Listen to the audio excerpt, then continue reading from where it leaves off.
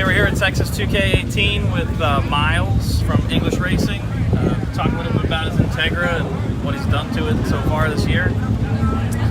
This is actually the first event for me, so it's the first event, and kind of have some goals of like maybe winning the class instead of like getting knocked out. You know, typical Honda stuff. We always lose when we're racing big, fast cars. But I'm hoping to try and go 190 here. So, and in 1,500 feet, that's pretty fast for any car, and really fast for a car like this. So, I'm hoping that that's what I'm going to do this year. Got 181 so far, but it was a really easy 181. So, got the Gen 2 7275 on there. Yeah, I got the little guy, but it makes a lot of power. So, Can you make anything change from last year to this year? So this year I changed ignition mainly, and I changed fuel. So instead of running E98, I run on methanol M1 now.